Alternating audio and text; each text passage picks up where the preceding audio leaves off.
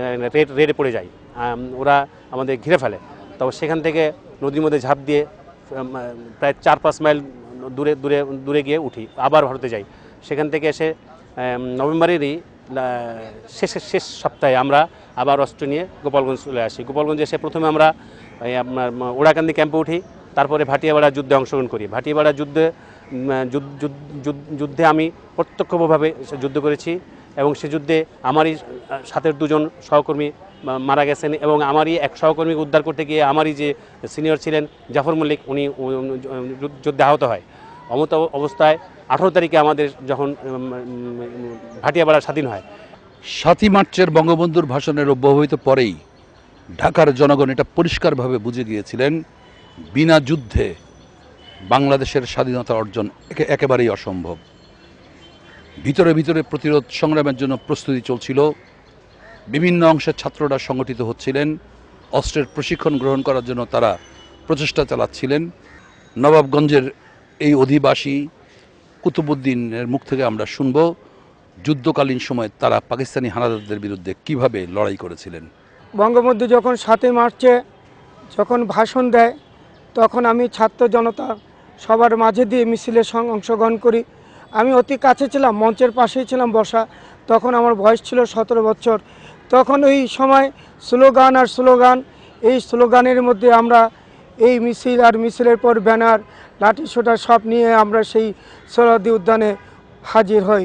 সেখানে 7ই মার্চে ভাষণ শোনার পরেই আমরা আমাদের এলাকায় আমরা মিছিল আর মিছিল এবং 23শে মার্চে সেই মার্চ প্যারেডে আমরা অংশগ্রহণ করার জন্য ছাত্র ঐক্য পরিষদের মাধ্যমে সিদ্ধান্ত নেয় এবং সেই সময় বুয়েটের মাঠে আমাদেরকে ট্রেনিং দেওয়া হয়। আমাদেরকে ট্রেনিং দেওয়ার পরে সেখানে আমরা 5-7 দিন ট্রেনিং দিয়েছি। এরপর থেকে আবার আমাদেরকে নির্দেশ দিলেন মিটিং থেকে, তখন আমরা এলাকায় অলি গলিতে সব জায়গায় আমরা মিছিলের সঙ্গে মিছিল ছিলাম। তারপরে এইভাবে 25শে মার্চ আসলেন। সেই সময় 25শে মার্চে এলাকায় আমরা মিছিল করলাম। বঙ্গবন্ধুর 32 নম্বরের বাড়িতে আমরা আসলাম। তখন যারা সাবেক ছাত্রলীগের নেতা, বর্তমান ওই সময় নেতারা সবাই এই মিছিল করে আমাদেরকে নিয়ে আসে। আমরা 25শে মার্চে মিছিলে অংশগ্রহণ করার পর আমাদের এলাকায় চলে যায়।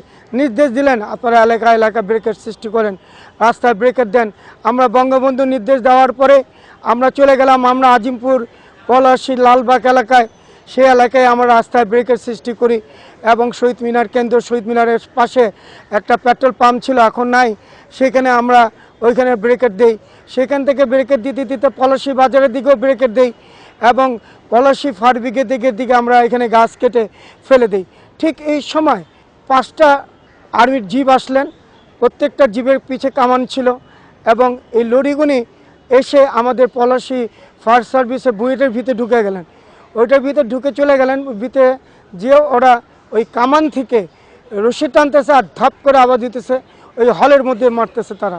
তখন আমরা ওইখানে তারপরে এই করতে ভোরবেলার দিকে দেখলেন হলের ভিতরে গেলেন, সোহরাওয়ার্দী হলে গেলেন, শেরে বাংলা হলে গেলেন। 2-3 জন সিকিউরিটিকে গুলি করলেন।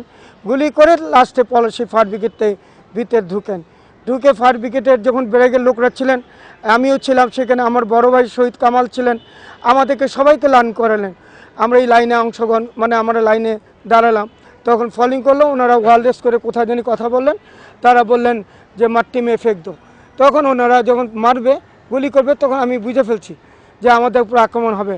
আমি বাইরে ফায়ার ব্রিগেডের গাড়ির কোণার মধ্যে যে আমি লুকাই যাওয়ার পরে তখন ওরা গুলি মারার পর আমার বড় ভাই সহ 26-27 জন লোক মারা যায়। ওইখানে মারা যায়। পরবর্তী আমার ভাইয়ের লাস্ট এনে পরে সকালবেলার দিকে, ভোরের দিকে আর্মিরা মেরে চলে যায় অন্যদিকে। তখন আমি হলে গেলাম, ওই ফায়ার ব্রিগেডে গেলাম। আমার ভাই চোখ খুলে মরে পড়ে এসে সবাই, কেউ পানি, কেউ বাবা, কেউ মা, কেউ চিৎকার দিচ্ছে। তখন আমি আমার ভাইকে নিয়ে আমার বাসা চলে আসি। পলাশী ব্যারেকে থাকতাম আমরা। ওই বাসা আমার বাবা মা কেউ ছিল না, চারিপাশে আগুন জ্বলতেছে। তারা বুয়েটে কোয়ার্টারে যে আশ্রয় নেয়। তখন আব্বাকে নিয়ে আসি। আব্বাকে নিয়ে এসে আব্বাকে, কামাল ভাইকে দেখালাম। আব্বা দেখে কি কান্দা, আমার মা কি কাঁদছেন। পরে আমরা চলে যাই বুড়িগঙ্গা নদীর ওই পাশে। ওইখানে যে দেখি মানুষ, লাশ আর লাশ, গোলাগুলি, বিভিন্ন আর্মিরা বিভিন্ন দিক থেকে গুলি করতেছে, ওই পার যেতে দিচ্ছে না, এরকম অবস্থা। যাক আমরা ওই পার চলে গেলাম। ওই পারে যাওয়ার পরে আস্তে আস্তে আস্তে হাইটে হেঁটে আমরা নবাবগঞ্জে গেলাম।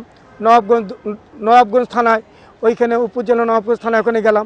ওইখানে ছেলেদেরকে দেখলাম সবাই আমাদেরকে খিচুড়ি এবং বিভিন্ন খাওয়া টাওয়া দিচ্ছিল, আমরা সেখানে ছিলাম।